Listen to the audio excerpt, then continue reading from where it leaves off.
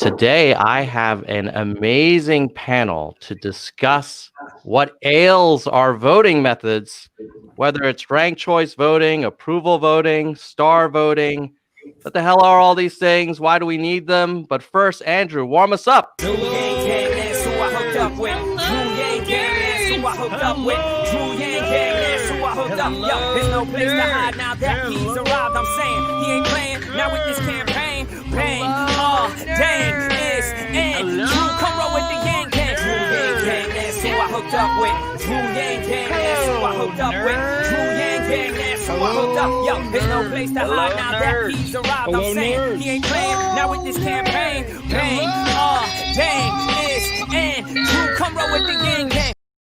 Hello, nerd. Hello, nerds. Hello, nerds. Aaron's on delay. Aaron, can you hear us, brother? All I can hear is the hello nerds in the background. Oh, interesting. You might have the actual live stream in another tab, which is on a delay. So you may want to close out if you have the public-facing live stream, because we are about 15 seconds ahead of everybody else. Okay. You cool? Can we get a hello nerds from you, Aaron? I'm hearing multiple things. Oh yeah, I can hear myself.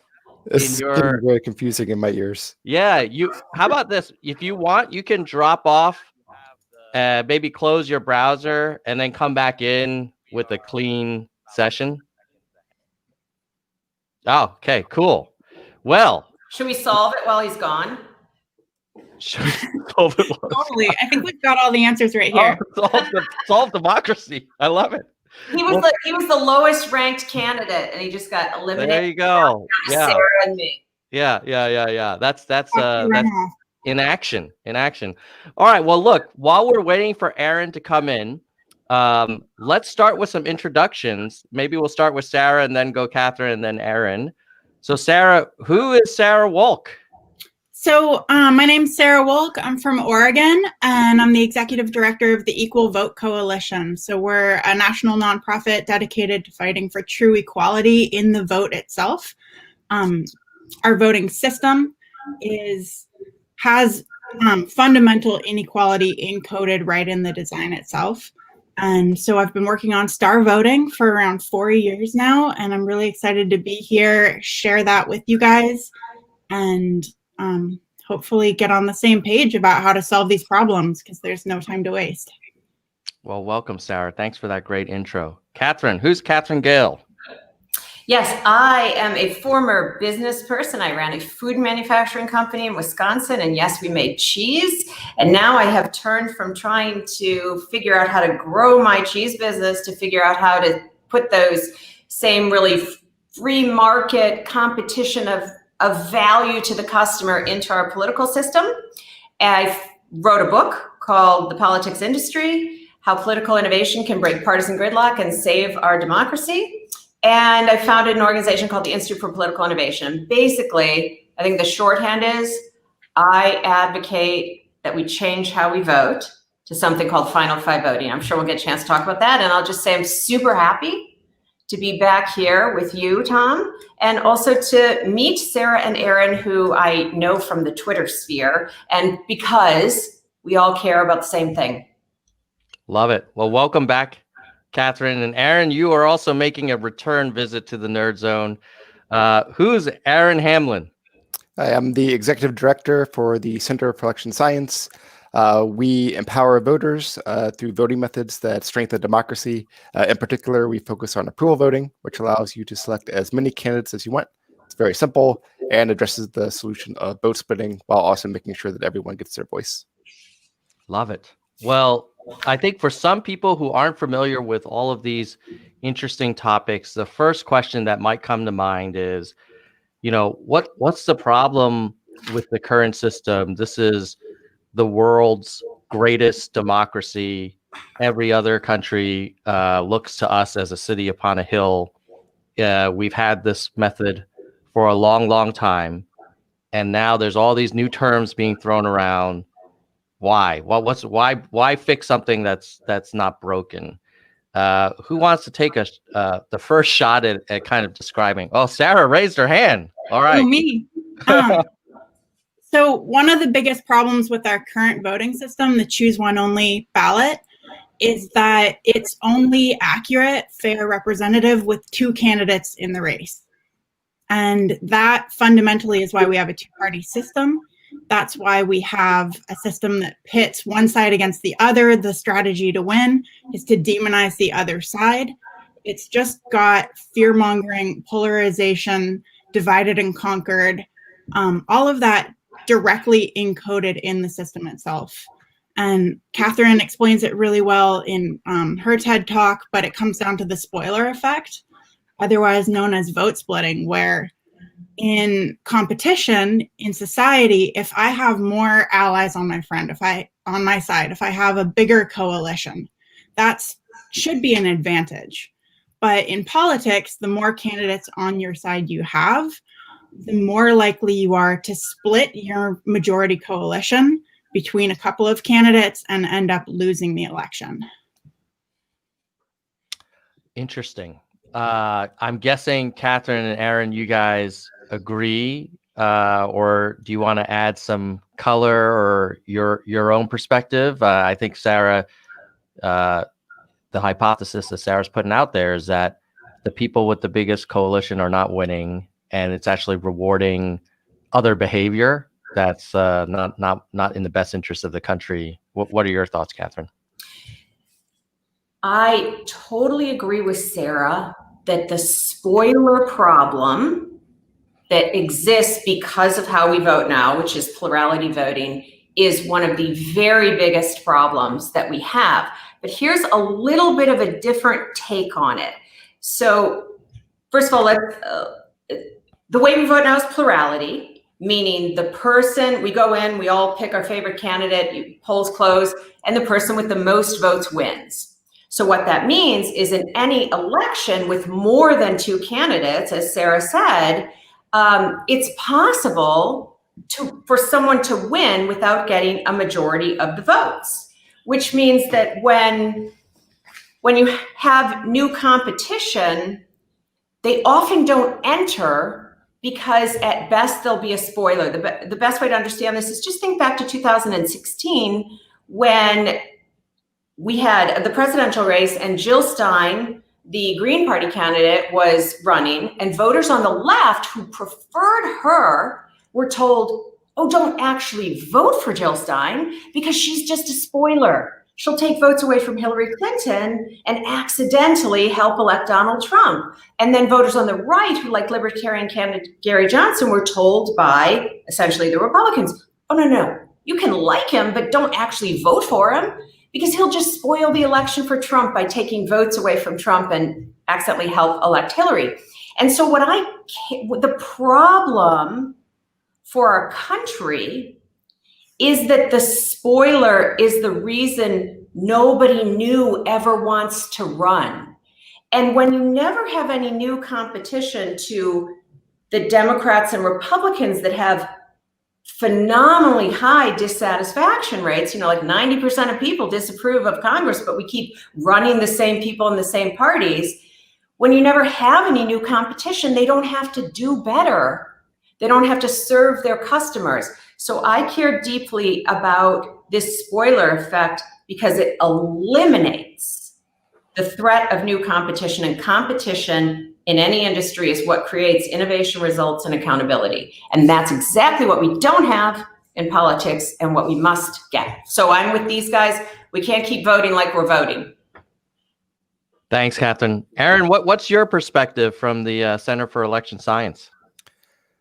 So I would agree that there's a heavy issue with vote splitting, and that with vote splitting, you can't really get an idea of who the real winner is or be able to capture the support of candidates.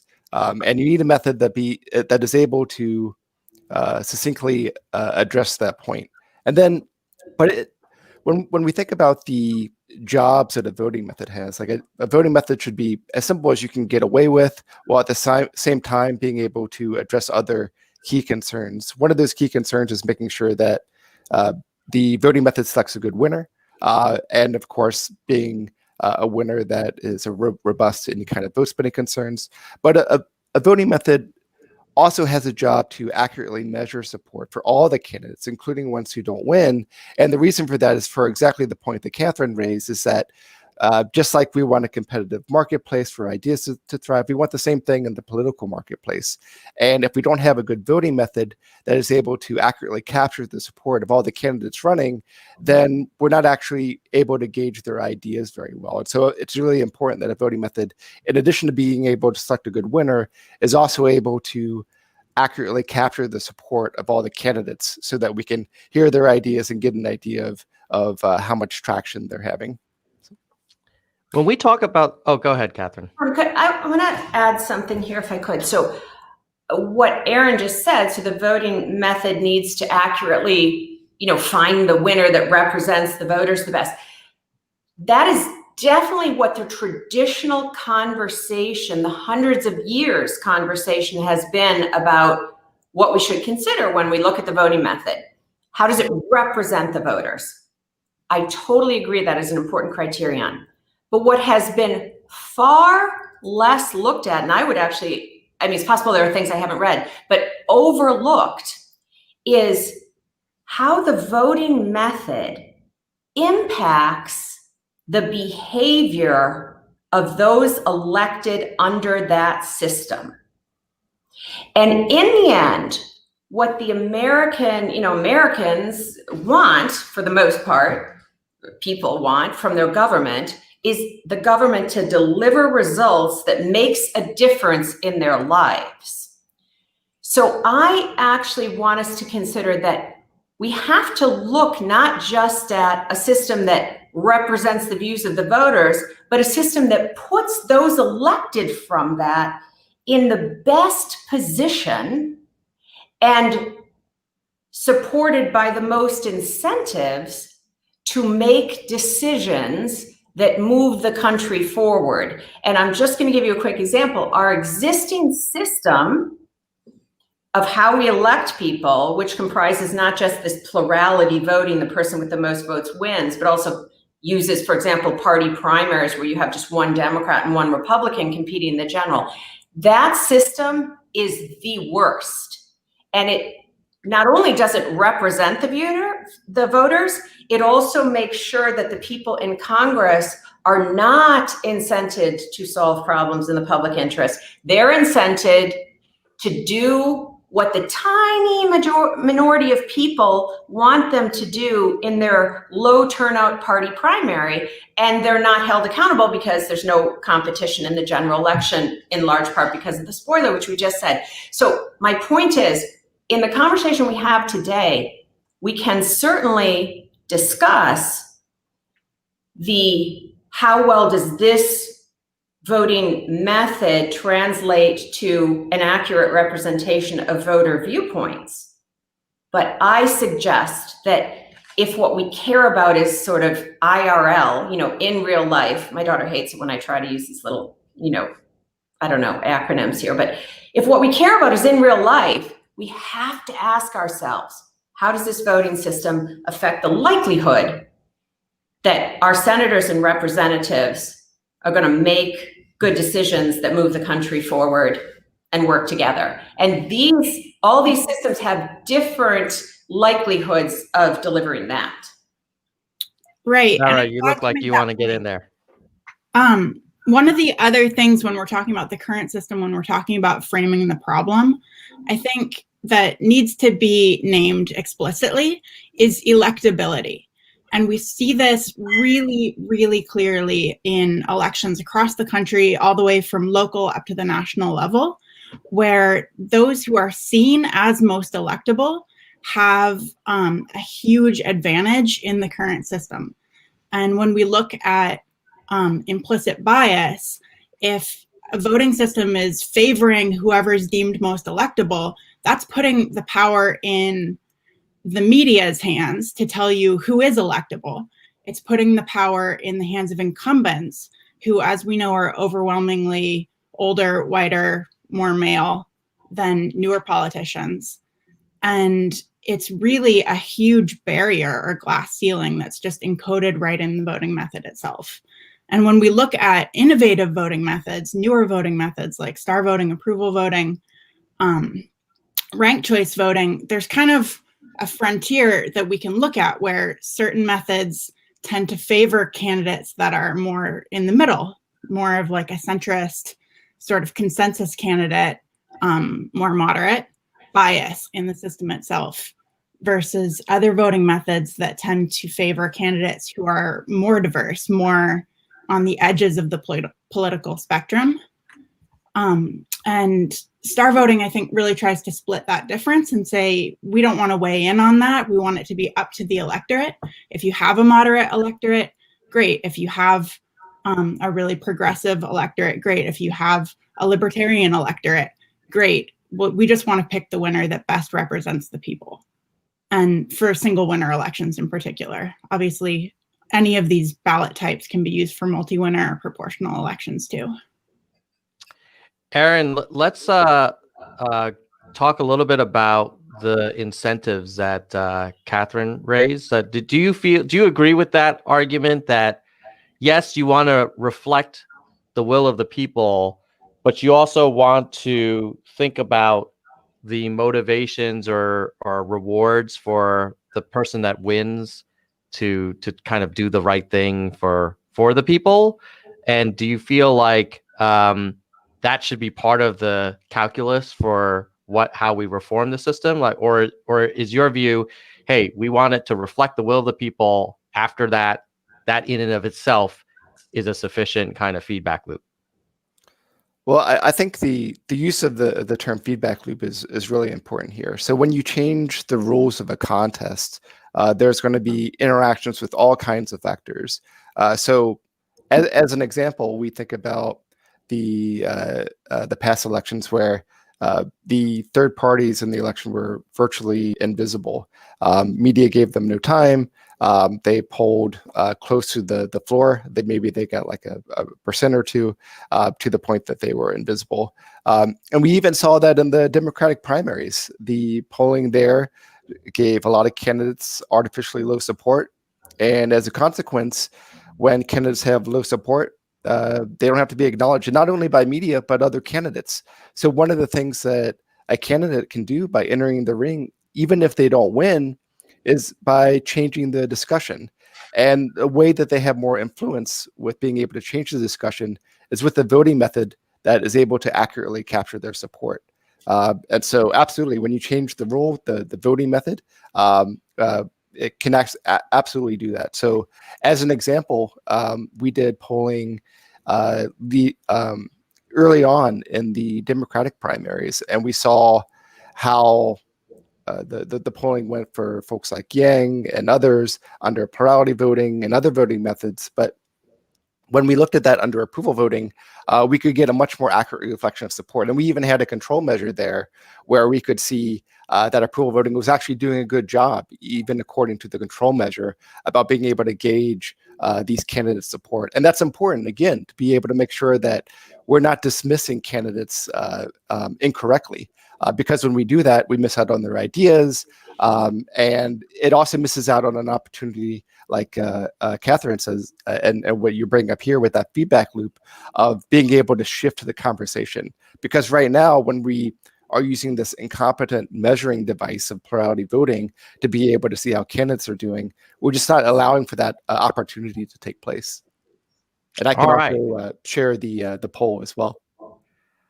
Thank you, Aaron. Yeah, I agree. The polling analysis that you did for the Democratic primary did it show? I think it showed that Warren may have been the nominee that most Democrats wanted instead of Biden. Was that? Am I recalling it correctly, Aaron?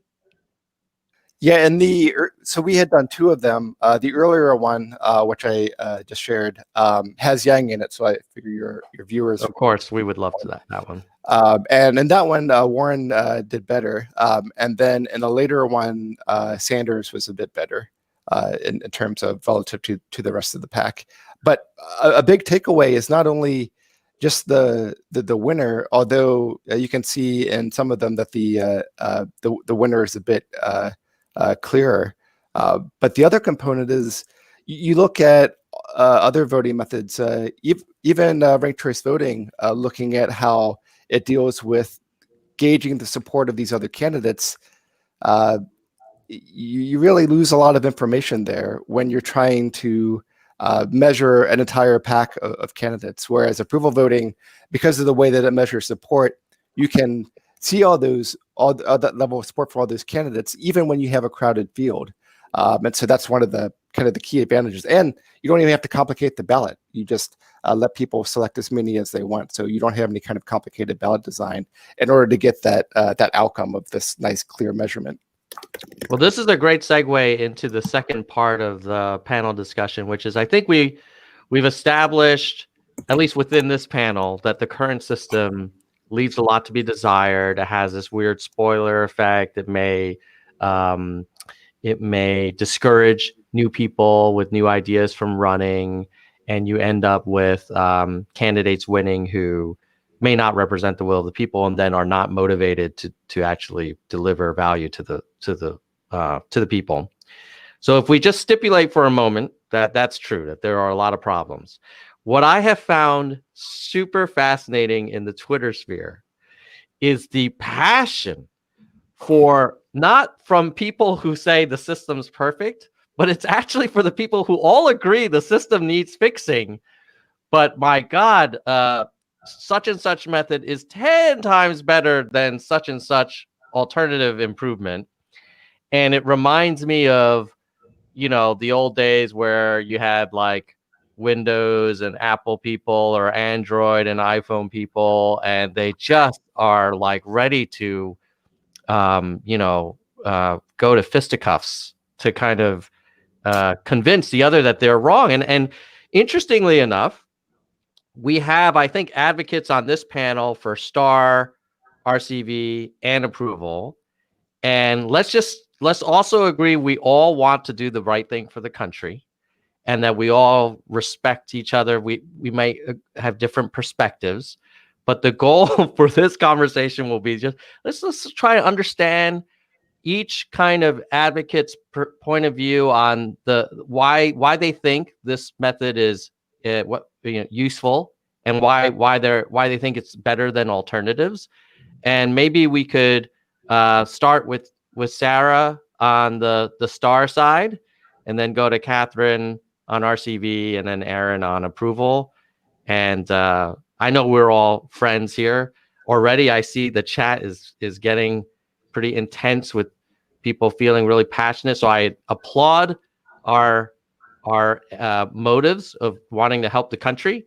But now let's just get into the nuts and bolts and try and understand and acknowledge, like, everything has pros and cons, and there may not be a clear one best choice, but maybe we can just start to unpack it a little bit. Sarah? Sure. Yeah. So I think that anytime you have a really systemic problem, that's when you need a design-based solution. So when we look at designing for a better future, we want representative elections. And in order to get that, we need accurate data from the voters on what they actually want. What do you feel represents you? How do you feel about these different candidates? How much or how little do you like them? Who do you prefer to who? This is the data we need for the voting method to be able to do its job. And so STAR voting uses a 5-star ballot. You score your candidates from 0 up to 5 stars. And that allows you to show who you prefer to who, how much or how little you prefer the candidates. If I have a couple of candidates that are all fantastic, I can give them both 5 stars. If I have a lesser evil candidate who,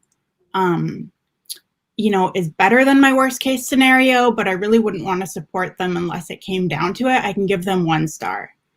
And the way STAR voting is counted, STAR actually stands for score then automatic runoff. And that's exactly how it works. So you score the candidates, the 2 highest scoring candidates overall are finalists, and your vote automatically goes to the finalist you preferred. So whichever of those top 2 highest scoring candidates you scored higher gets your vote. So, Sarah, in this example, with the Star Wars candidates, how would that pan out? What would have happened? So in our current system, I would choose maybe Princess Leia, and I'd vote against Darth Vader. But if it turned out the rest of the electorate didn't like Leia, then I'd be wasting my vote on her. And I should have maybe strategically voted for Luke Skywalker because everyone's heard of him and he gets the spotlight. With star voting, I'm able to show that I prefer all of the good guys over Darth Vader. And I'm able to show things like, C-3PO, he's a little mechanical in his explanation of solutions and things, but his heart's in the right place. So if it came down to it, C-3PO versus Darth Vader, my vote would go to C-3PO, and you end up with a majority preferred winner. Out of voters who have a preference, that majority preferred winner always wins. Very cool. I guess it's also something people tend to understand because they're so used to customer satisfaction or net promoter scores and surveys and such like that. We'll get into some of the pros and cons of that in a minute. But let's do the quick intro to the other methods, and then we'll kind of discuss. So, Katherine, on the ranked choice voting side, how does that work? Ranked choice voting. I should have sent you a ballot. I was not as prepared as Sarah. But here's how it works. And I'm going to speak about ranked choice voting in the way that I recommend we implement it. So I recommend a voting system, which is top 5 primaries. So the top 5 finishers in the primary election go to the general. So now I want you to imagine that we would use ranked choice voting in the general. So the voter goes to the polls and sees those 5 candidates listed. The voter ranks those candidates from their first choice, their absolute favorite, dying for this person to win, all the way down to their 5th choice, something like, over my dead body, do I want this candidate to represent me? And the voter is not required, by the way, to rank all of them. They can rank as many or as few as they want. Then when the poll, and you do this, by the way, just like we fill out all those little bubbles, or the scantrons in school. And so you just have every candidate and you put a bubble next to your first choice, a bubble to your second. It's very simple. It's intuitive. People can do it just looking at the ballot. Then polls close. Count all the first place votes. One of the 5 candidates has a true majority over 50% of first place votes. Well, election's over. That candidate wins. However, if nobody has over 50%, let's say these 5 candidates have split relatively equally and everybody has, around 20%, you don't want someone to win with, 21% while everybody else was at 19 something. So what happens then is you drop the candidate who came in last place, who came in 5th place, eliminated, and voters who had selected as their first choice the candidate who's now out of the race have their next choice, their second choice, automatically counted instead. You rerun the totals and see if you have a majority winner. You continue that process, dropping the last place candidate until one candidate emerges with the ultimate support. And that's how ranked choice voting works. So before we move on to approval, let me just ask a clarification question. Is the biggest difference between star and ranked choice the kind of initial user input, but then subsequently the actual calculations are very similar, or actually is it also different? Like Sarah, on the star voting, do you also take the weakest one and then reallocate their voters to their next best option, or how does that work? Yeah, so they're similar. Star voting has an automatic runoff between the 2 highest scoring candidates. So it's just one runoff. It's not a bunch of runoffs for each candidate. An automatic runoff is the same thing as an instant runoff. We just liked the star voting acronym better than STIR. But in case anyone was confused about that detail. But the user interface has big differences in terms of the way votes are transferred in ranked choice voting. In ranked choice, it only counts your first choice top remaining candidate at a time. Whereas star voting, all the data is counted. And in ranked choice, some of the data may never get counted. So we can get into more of that later, but all data counted, all data used. And then the other big difference is you're able to show no preference. So you can give, a lot of people gave the same score to Elizabeth Warren and Bernie Sanders, for example. They have very similar policy, they're friends. And you also can leave candidates blank. So you don't have to score all the candidates. But in terms of the rating versus ranking, one of the big differences is cognitive load. Like Katherine, you keep mentioning the top 5 general election, and 5 is this magical number where in terms of cognitive load, humans are able to have a distinct opinion and a working memory of like sort of a finite number of things at a time. If we have too many things on our plate, people get overwhelmed, they can get bogged down. And generally that's measured at like around 5 to 7. Most people can do really well with some choice. We like to have variety. We like to have options. But beyond that, if we're trying to like rank 20, 30 candidates or, you know, like we saw in the Democratic Party primary, ranking all of those can get tricky. You know, who do I prefer 13th versus 14th? You know, not everyone has a really strong opinion about that. Cool. We'll get into more of that in a bit, but let's go to Aaron. Maybe that's a good segue because Aaron, I think with approval, you either approve or not. Is it that simple, or how does approval voting work? It's just that simple. So I shared an image. I don't know if you can bring that up as well, so folks can see what an approval voting ballot looks like.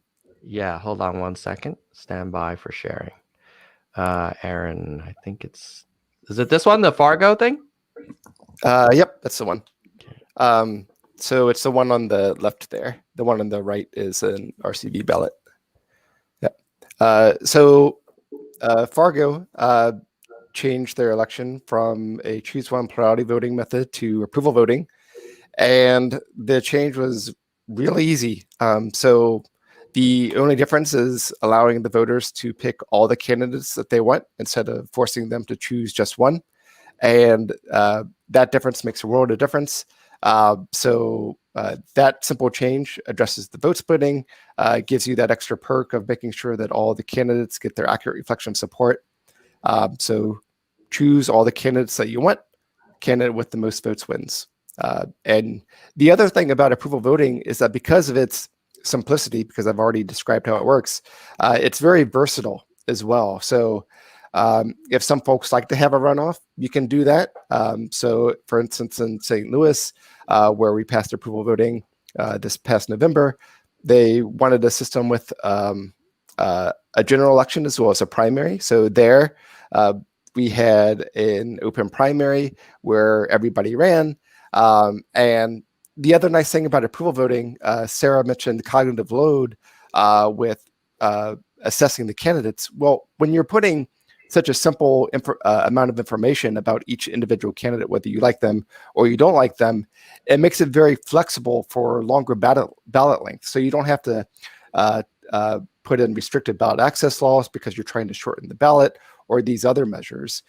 So it's really adaptable even when you have a longer candidate length. So you can have it just a one and done if you want to do it that way.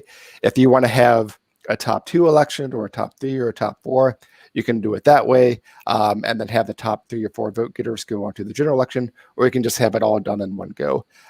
So because of its simplicity, it really lends itself to a lot of versatility.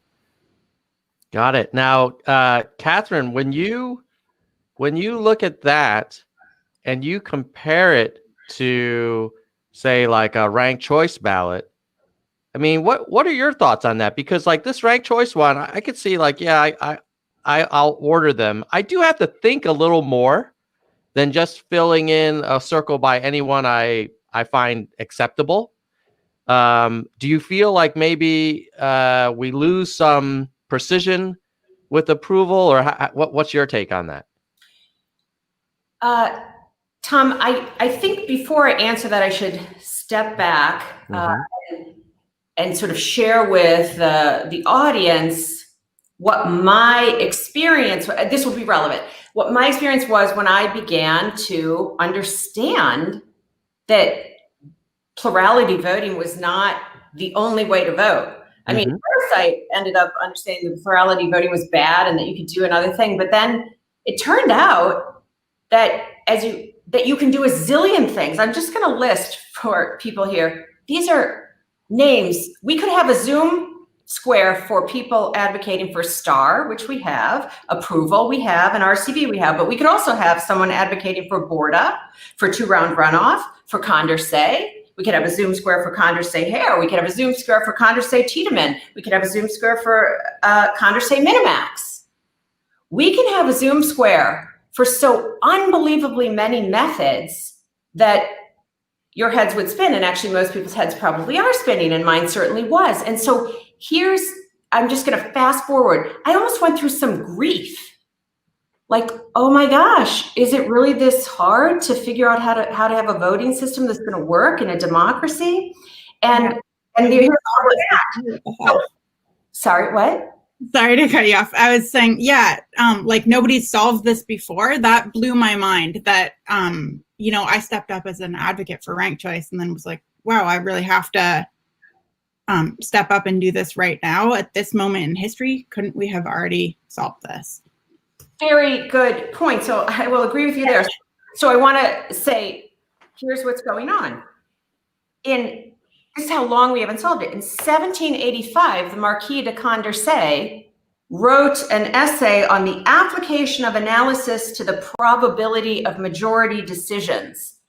And that was about this whole Condorcet paradox and method of voting, meaning plurality was bad and we should look at it this way. That is 236 years ago, and we are debating it today. And then if you go back in 1435, which is 586 years ago, Nicholas of Cusa invented the BORDA method, which was named for another guy who reinvented it in 1750, BORDA. The reason I bring that up is to say that people have spent their lives for hundreds of years trying to figure out what is mathematically the best way to translate voter preferences into winners. Now, when this first came true to me, I was just like so crazed. I cold called this professor, Professor Nicholas Tiedemann, because this method, Condorcet with Tiedemann's ranked pairs, is really advocated by a bunch of people. So I call up Nicholas Tiedemann of Tiedemann's ranked pairs, and I'm a little bit in a panic. And I said to him, so are you telling me that there are dozens of people who spend their whole careers as voting scientists and all of this, and you guys know all of this about these pros and cons and trade-offs, and yet we've had plurality your whole lives and we're still going to have plurality, for your whole lives based on how things are going? And he said, yes, that is true.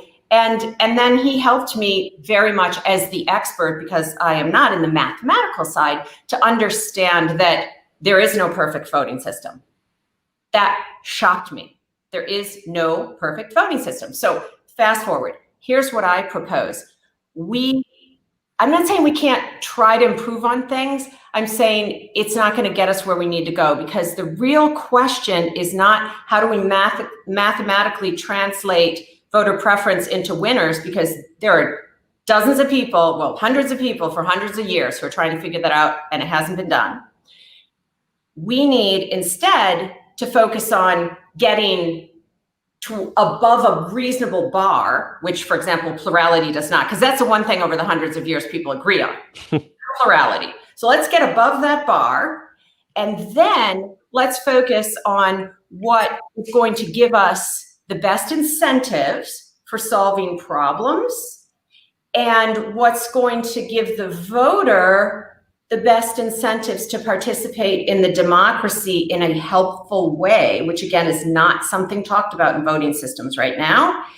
And the third piece is, and then we have to make it something that we can actually do, that's implementable, which these guys have been getting at. You have to care about achievability. So if you could quickly just put up my graph on powerful and achievable.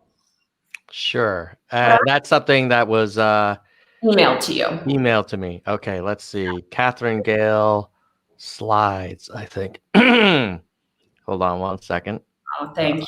Sorry about that. No problem. No problem. Okay, I didn't bring the ranked choice voting ballot, but thanks to Aaron, he did. But I did bring this Venn diagram, which Tom is pulling up, and it shows what I think we need to look for in the voting system as we say, where do we go from here? And we can't spend the hundreds of years that everybody else has been spending. I mean, you know, we got to figure it out right now and make a choice. And so I recommend we choose a voting system, not just a voting method, but a voting system that is at the intersection of powerful and achievable. So powerful means powerfully affects the likelihood that Congress delivers results in the public interest, and incents voter engagement with the system in a positive way. And then the second piece is it's achievable. We'll be able to get it done. People will accept it. They'll be able to understand it. They'll be able to work with it. And in that sweet spot, I will place ranked choice voting with instant runoff. And I'd love to talk, if we have time, more about how it actually incents that different behavior in a way that makes it superior to approval and star, because I think that the mathematical fight I will leave to experts, and that's going to keep going for years anyway. So let me ask you this, Katherine. I have introduced ranked choice voting in the Nerds household for me and my family to pick what movie to watch on Friday night, because we were unable to find anything that worked with the plurality method. Basically, my sons would join forces and make us watch stuff that nobody else wanted to watch. However, and it's worked really well, but I will tell you this, it's hard to explain to a 10 and 12-year-old until you say, okay, get a piece of paper, write your 3 movies in order, and then I'll show you how it works. And you have to kind of go with it, and you have to take this leap of faith that it's going to work out, as opposed to if I said, oh, here's 5 choices, like rate them on a 1 to 5 thing, or just say if you approve or not. At least in terms of the achievability from a voter point of view, it does seem like RCV has some limitations. It may be powerful in terms of capturing the nuance and actually, kind of taking advantage of more information. But I wonder, I mean, we heard this in New York City, where there were some people saying that, oh, well, ranked choice voting is somehow discriminatory, which I find kind of strange. But at any rate, there were people that saying, it's not something you can explain at the bus stop in 10 seconds. Or I haven't figured out a way to do it. Yeah. I'm going to say, first of all, here's a question. As long as it is easy enough, it doesn't have to be the easiest. Mm-hmm. Okay, so I actually am not sure that people would have an easier time with star voting than RCV. I definitely think they'd have an easier time with approval in terms of comprehending what they're supposed to do. But having said that, I have made presentations around the country where what we do is when people come in on their chair, we just have 5 sports teams listed in their state. And then there's a grid across the top, and it says rank your preferences. And we say nothing. and everybody instantly knows what they need to do. I mean, it's not, complicated there, but, and now I'll say what the data show. So over 90% of Maine voters who now use RCV report that their experience using RCV was either excellent or good. 92% of Minneapolis voters, which uses RCV, say they find voting with RCV, quote, simple. So it is easy enough. If we saw, on N of 1 or N of, 2, and they were under 18 or something, we may get different results, but the data show us it's easy enough. Australia uses it all over their country. Ireland uses it. Americans can do whatever the Australians and Irish can do. And I'll just go ahead and say, and maybe even a little bit better. Yeah. There, Go ahead, Sarah. So I have another Venn diagram that I think would be really powerful to share. I don't know if I have screen sharing privileges. Yeah, you do. There's a button on the bottom that should say share screen. Can you guys see that? Yeah, I can add it to the stream now. So the Equal Vote Coalition, when we were looking at what voting method do we want to recommend, we identified 5 different criteria. And really, they're more pillars of what we're looking for in a just democracy. So we want a voting method to be simple, easy to understand for voters as part of it, but also easy to tabulate and implement and audit. Honest, it should be safe to vote your conscience. You shouldn't have to worry about, should I vote lesser evil? Is it safe to put down my sincere preferences? It should be expressive enough to be able to show your opinion and give that data that we need to find representative winners. It should be accurate, pick the right winner, representative that really reflects the will of the people. And the voting method, really above all, should be equal. It shouldn't put some types of voters or some types of candidates at an advantage. And what we found is really you can get pretty good results with any type of ballot. With a ranked ballot, Katherine, you mentioned the Condorcet methods, which is pretty much like if you take a ranked ballot, but then you count all the rankings instead of doing these elimination style rounds, you really do get great results on par with star voting, like almost exactly tied for sincere voters. And you can get really good results, pretty good relatively, with an approval ballot as well, even though it's so simple. So I think it's really important to take that broader look at the various criteria. Aaron, let's get you in here.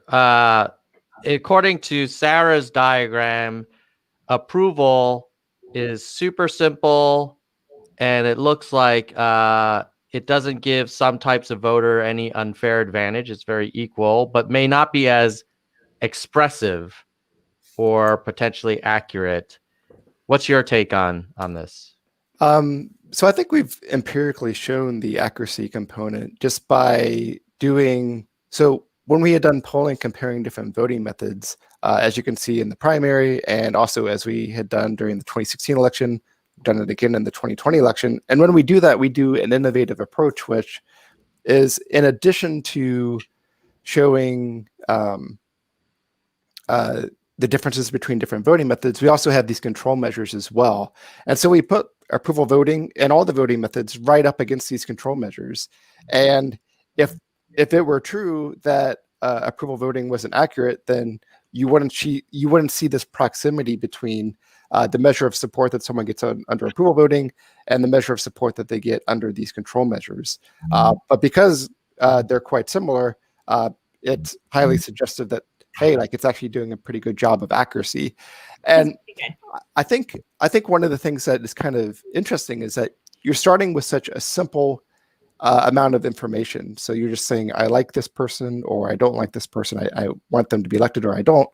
But the interesting thing in statistics, you can take very simple information, but when you have a lot of inputs or a large sample, which we tend to in elections, it reduces what we would call random error or variance. And as a consequence of that just mathematical principle. When we have a whole bunch of people voting, even when the initial data that they provide is very simple, in the aggregate, it does a good job of approximating the population's preference. And that's really what we're talking about here, because we're talking about a group decision. And so that's really what is important too. That's really what's important when it comes down to it. Let me ask you all this. I'm hearing these sort of variety. It almost feels like we all agree like carbon-based fuels are probably not great, and one person loves wind, another person loves solar, another person likes geothermal. And I wonder, how do we get out of this? Like, how do we actually converge so we can all get stuff done? Because if we have like 3 different initiatives in California for 3 different types of voting, it's probably greater probability that none of them will actually get critical mass. And at some point, is there a way to lay down our arms and form a coalition? Especially since it seems like any of these options would be way better than what we do today. Yeah, I'm gonna surprise Aaron here. So if I could just snap my fingers and the whole country would all of a sudden have a new voting method with no explanation, magic wand, if we just changed that one rule on our ballot and said, instead of choosing one only, you can approve multiple candidates, we would get a huge gain. So I see approval voting as super accessible and a really powerful stepping stone. Because it is so simplistic, you're only going to get results that are, pretty good. You're not ever going to be able to unlock that like fantastic, perfect, best case scenario, but it's really good and really simple. So in terms of what to do first, if we could just snap our fingers and do it instantly, I think that'd be great. But when we get into really trying to look at the long-term goal, the reality is adopting a new voting method is a huge deal. And voters need to trust the system. They need to understand why it works. They need to have faith that it is delivering representative results. And that's where I think star voting, not only does it top the charts in studies, every study that I've seen that's included it, in terms of representative outcomes and also strategic voting resilience out of these 3 methods that we're pitching today. But star voting really just delivers on all of these goals in a way that's transparent. So the 2 highest scoring candidates are finalists, and whether or not my favorite wins, my vote goes to the finalist I preferred.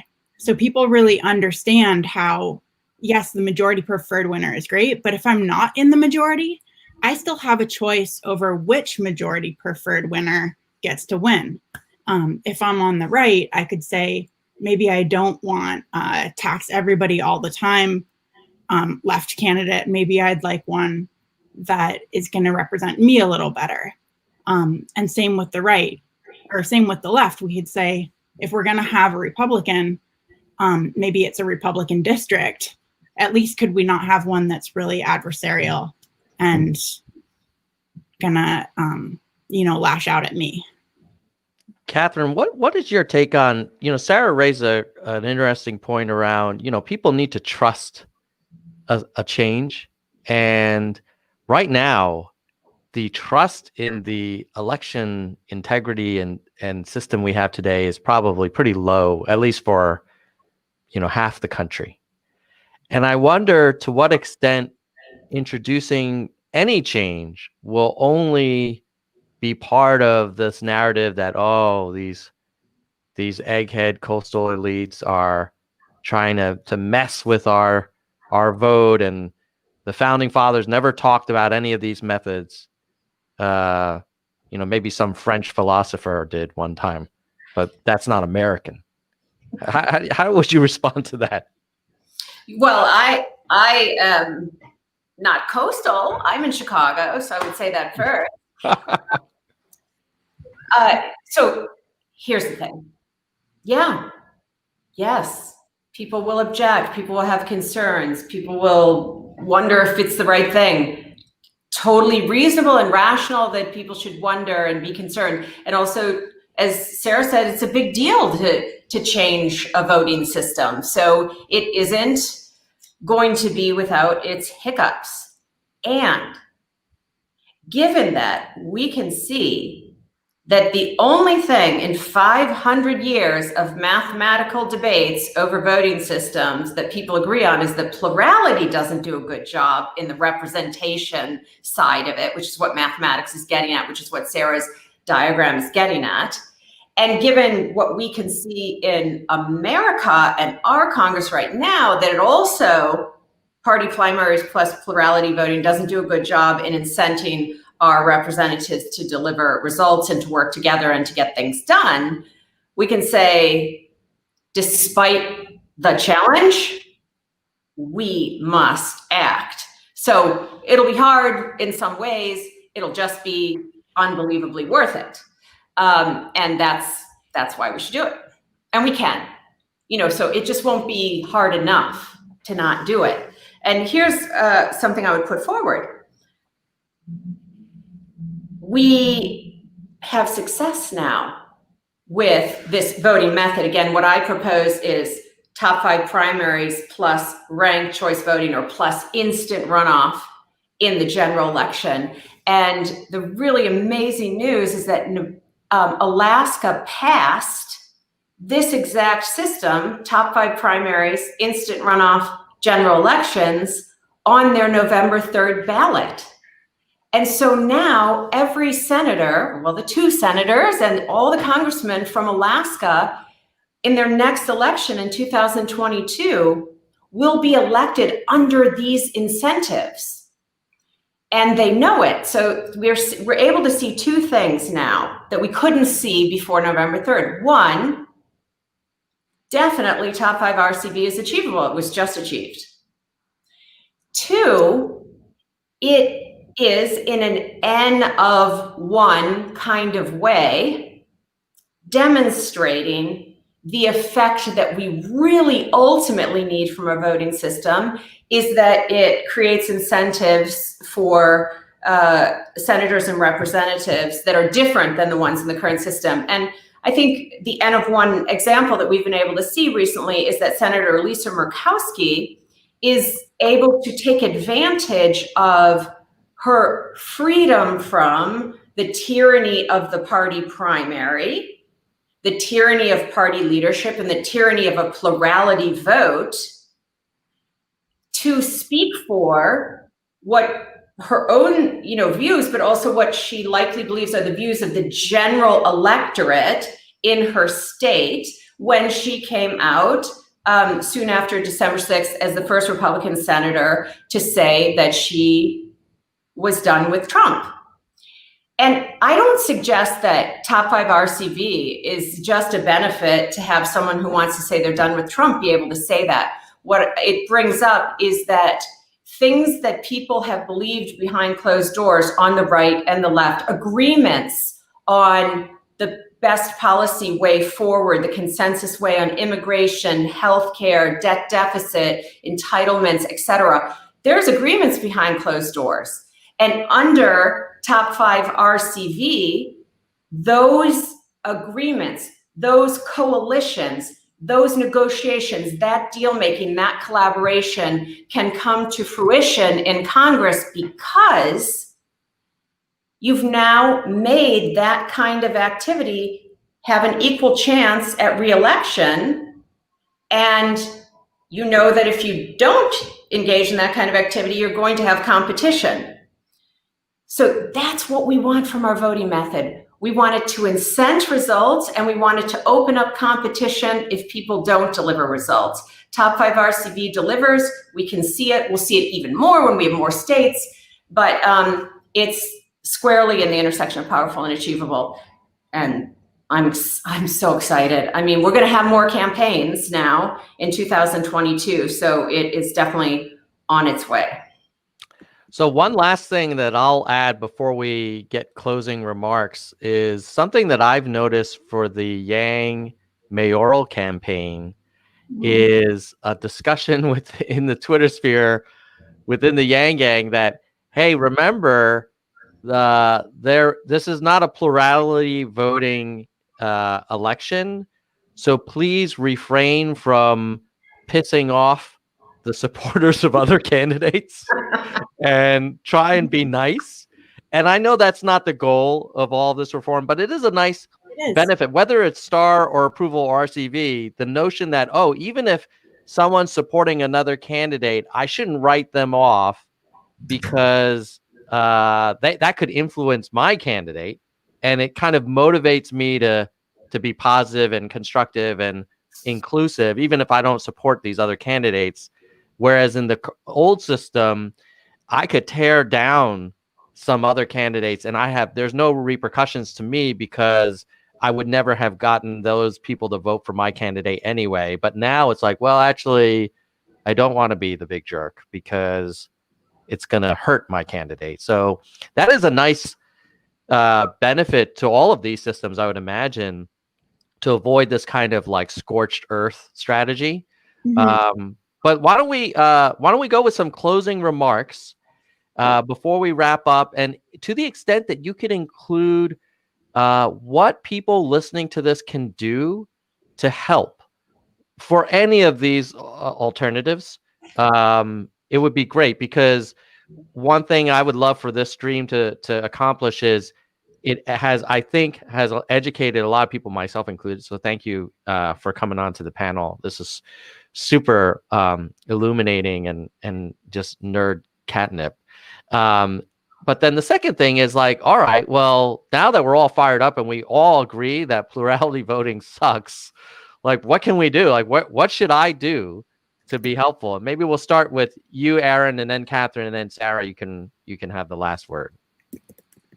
Sure. And I can share a link in the chat as well. So this is just a link to a PDF analyzing a report from Voting Powers and Procedures, which is a group out of the London School of Economics and Political Science. And what they had done was they had actually gathered the world's experts looking at voting theory.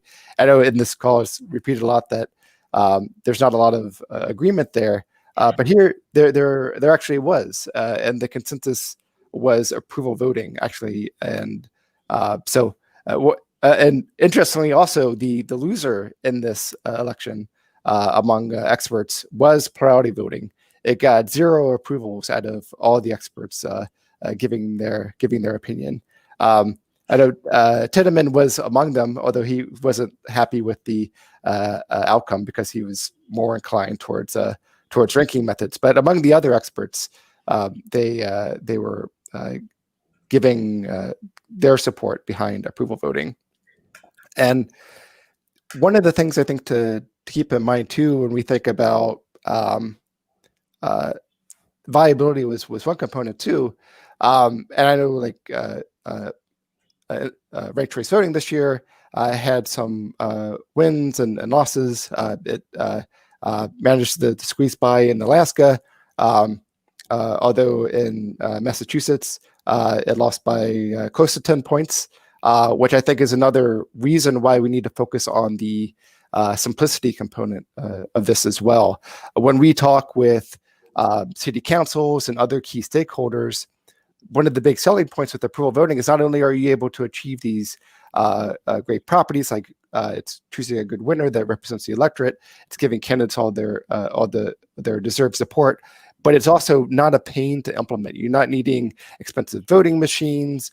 You're not needing, you still want to go through an education campaign, but it's not nearly the kind of education campaign that's necessary with a more complicated approach. And as an organization, we've shown repeatedly that we're really great about working with key stakeholders within communities. We have chapters all across the country.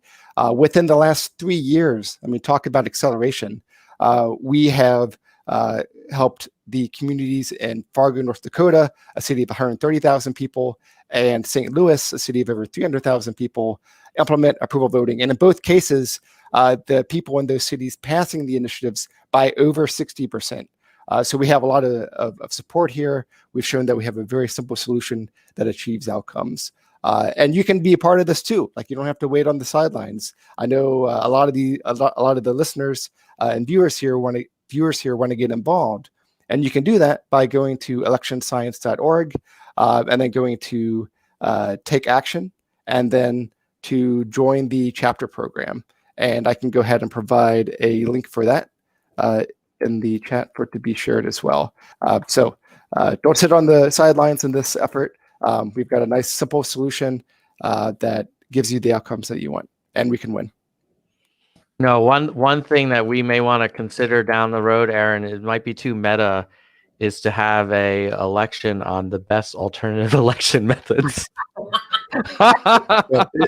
Interestingly, that's what they did among the experts. They chose by consensus to use approval voting as the way to decide how to choose among the voting methods. All right. Well, Katherine, thank you, Aaron. And I put the link in the chat, and I'll add it to the description as well. Katherine, what are your closing remarks? How can people get more involved?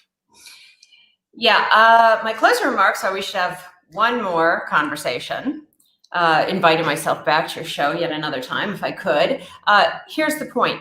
For example, when Aaron says that that's what all the experts did, and when they voted on all of those methods, and you saw how crazy many there were on that last slide he put up, they were voting on the types of characteristics that were in Sarah's Venn diagram, all of which are important because they deal with translating voter preference into who the winner should be, and is this fair, and does this represent the overall consensus of the voters, all of those things. But I must repeat, like a broken record, what all those voting theorists haven't spent the same amount of time on is the behavior that it's likely to result in. And there's a lot more to say about that, but I'm just going to give you one example to sort of tease this out. Here's what could easily happen if you had approval voting. So what we want is now these senators and representatives to go to Washington, D.C., and they're representing a diverse country, and we have really complex problems. And all complex problems have trade-offs. I mean, if we had easy problems with no trade-offs, even our crummy system would solve them, which means inherently nobody's going to get everything they want. So people have to be, our representatives, empowered to figure out how to manage those trade-offs to get the policy that we will all agree to live with. Only one policy, but not everything anybody wants, but we all have to live by the one that's decided.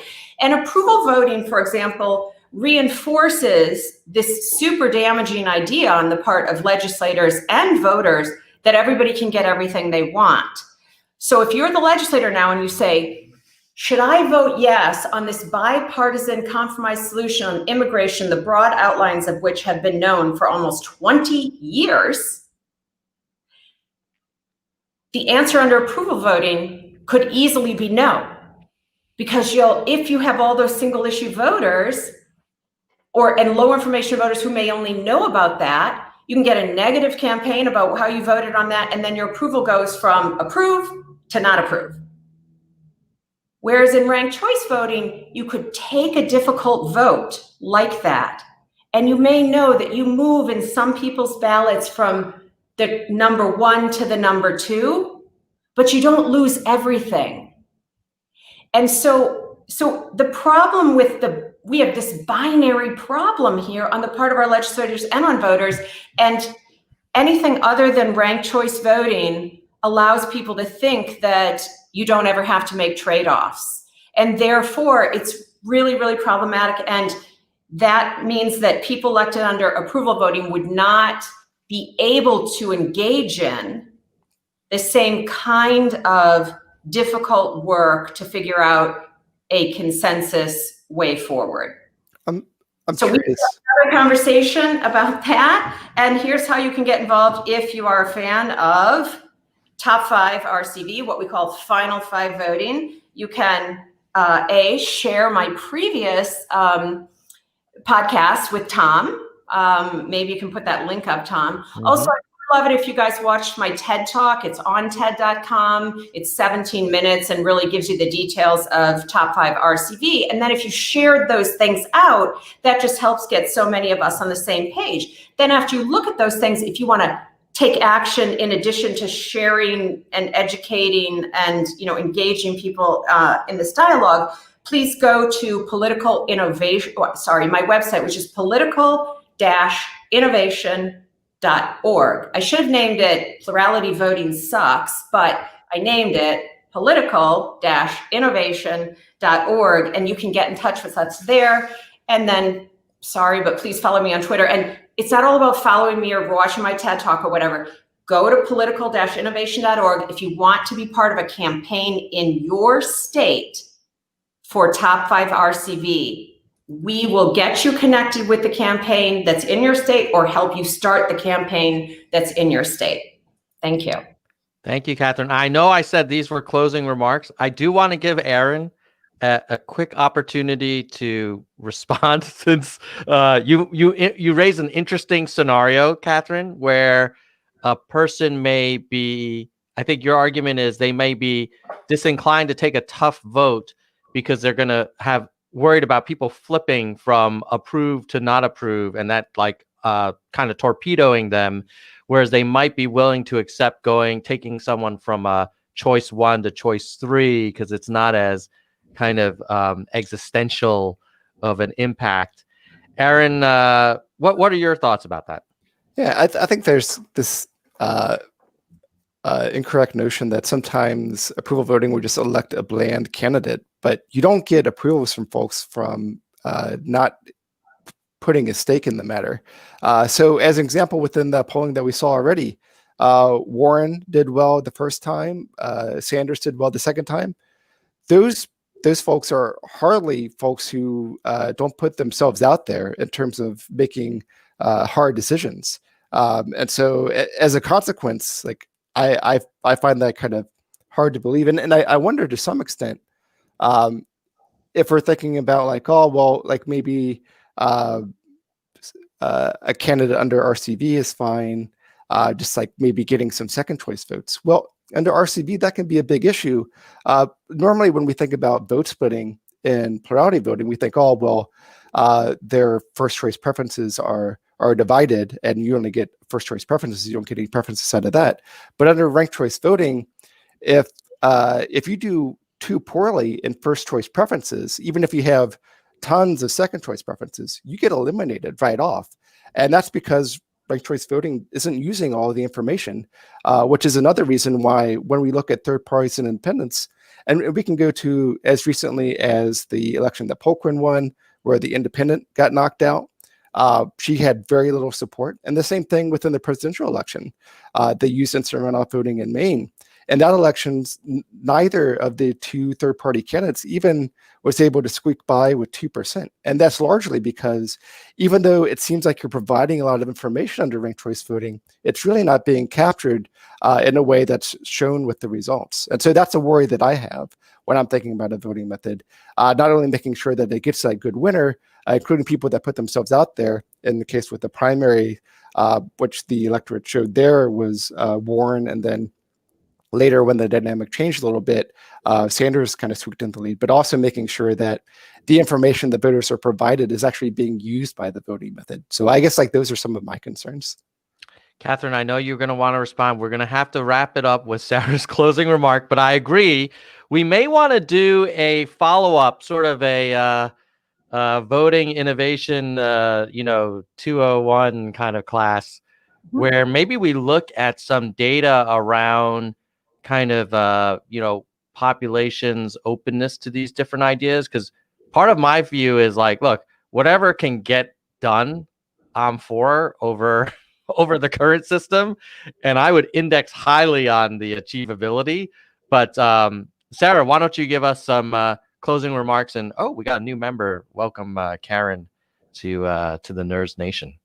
Sarah. Oh, you're muted. So when we look at what reform can we get passed, this has been an incredible 4 years for voting reform, really cutting edge, really dynamic. We have chapters all over the country for star voting. We have chapters in a lot of places for approval voting, for ranked choice voting advocates, and in other countries. And all 3 reforms had really incredible gains in terms of actual real world adoptions. So what I've found is that voters want to be able to vote. They want their vote to be counted. They want their vote to not be wasted. And they want accurate results. People really like alternative voting once they learn about it. And those that do a deeper dive tend to like star voting best. I'm just going to say that right off the top. And same with researchers. All the data that we've seen, simulated elections using different strategic voting scenarios. What about polarized blocks? What about lots of candidates?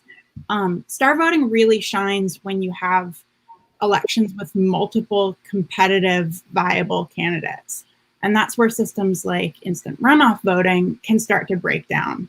If you have 3 or more competitive election candidates in a race with instant runoff, the version of ranked choice that we're talking about here, you can end up with vote splitting happening in each round of the elimination process, and unrepresentative results, repeals. And I think it's really important to say that when we're pitching voting reform, it's critical that the claims that we make pass fact check. So for a long time, ranked choice voting was the only reform out there. They have like a hundreds of years head start over, Condorcet, what you brought up, was invented, I think, thousands of years ago. And it works great if you count all the rankings, but that's not the version of ranked choice voting that's being used anywhere in the world. It's too complex in terms of tabulation, in terms of pairwise combinations of candidates. I don't think it's too complex, honestly, but that's been the political consensus.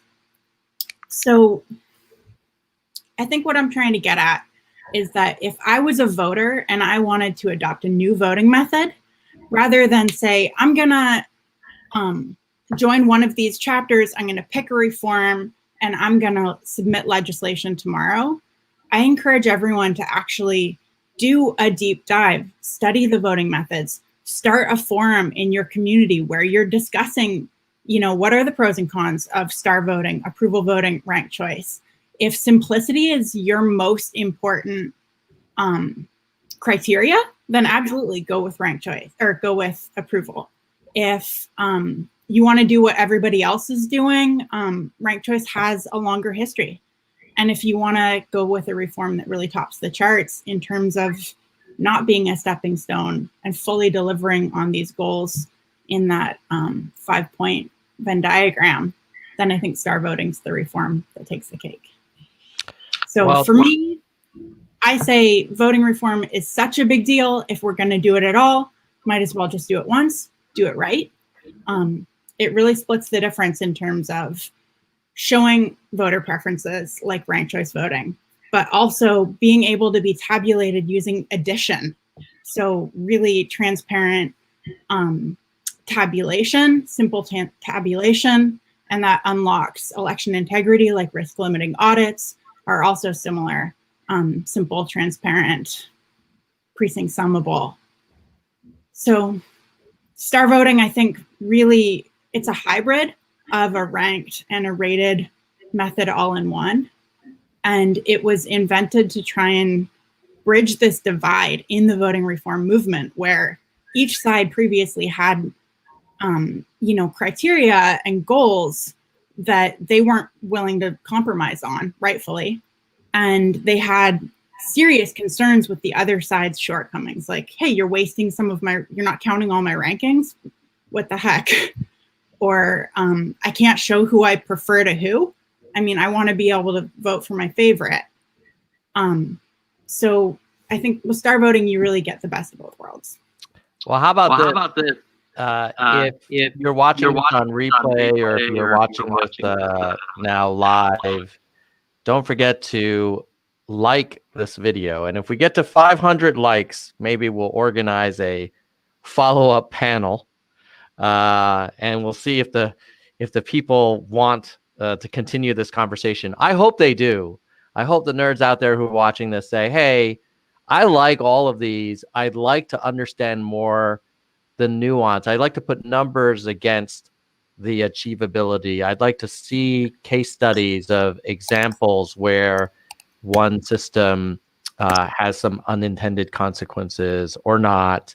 I'd like to see how many states have adopted one method versus another so that we can really get to that next level of detail. And then at some point, it would be great if we join forces because the force to, people just have a natural aversion to change. So it's going to take a lot of work, I would imagine, from all of us to try and advocate and kind of be part of the solution. But thank you so much, Sarah, Katherine, and Aaron, for spending time with us on a Saturday morning on the West Coast and Saturday afternoon on the East Coast, no less. So I really appreciate everyone putting in so much time. I know we're all passionate about this, and it gives personally, it gives me great optimism about our country's future, that there are people out there who are putting in time and trying to really think about solutions that are constructive and that are really thoughtful. And